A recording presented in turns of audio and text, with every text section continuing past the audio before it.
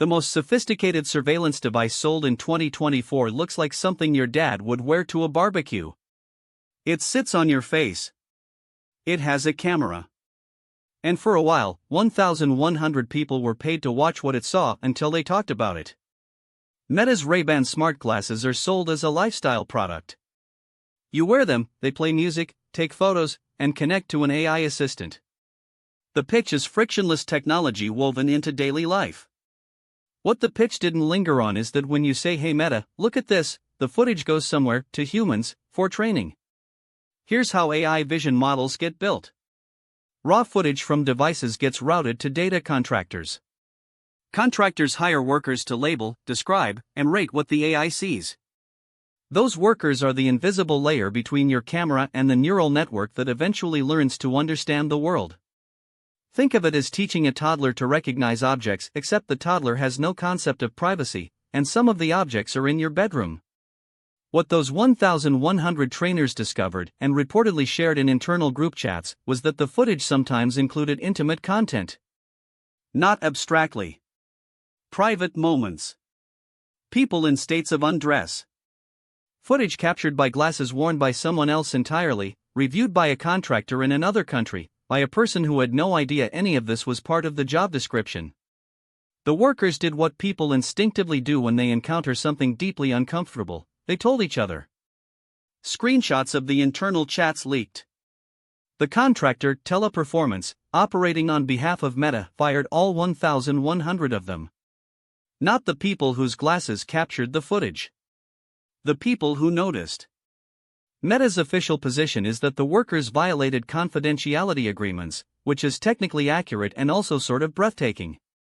The NDA was, in practice, a clause that prevented contractors from mentioning that the AI being trained on your footage had been trained on footage of people in deeply private moments.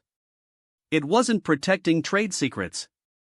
It was protecting the pipeline from the people inside it. This is a structural problem, not a personnel one. Wearable AI cameras are a product category, not a single product. They will get smaller, cheaper, and more common. The person across from you at the coffee shop might be wearing them right now.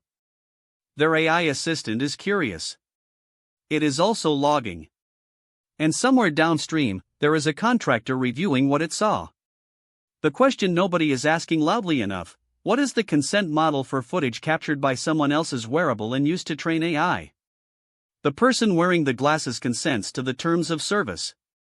The person being filmed has no idea there are any terms to consent to. That gap between the wearer's agreement and the filmed person's complete ignorance is exactly where 1,100 jobs used to exist. We have laws for wiretapping. We have laws for hidden cameras in changing rooms. We don't really have laws for your neighbor's AI glasses observed you through your kitchen window at 7 a.m. and now a model has a detailed understanding of what exhaustion looks like on your face. The legal framework is about 3 paradigm shifts behind the technology. The 1,100 workers who were fired weren't whistleblowers in any dramatic sense. They were people who saw something upsetting and mentioned it to their coworkers, which is the most ordinary human response imaginable. The real story isn't that they talked. It's that there was something to talk about, and that the system's first and only instinct was to ensure no one ever could again. Strip away the headlines and what remains is a consent architecture that was never designed with the filmed person in mind. A wearable captures you. A pipeline processes you. A contractor reviews you. A model learns from you. At no point in that chain was anyone required to ask.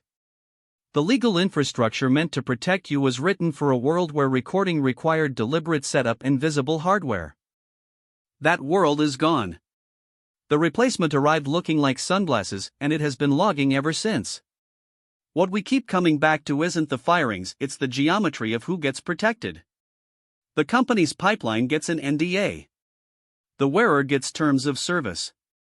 The person filmed gets neither, not even the knowledge that there was anything to consent to. We don't think that's an oversight. We think it's exactly the shape this industry prefers when nobody is pushing back.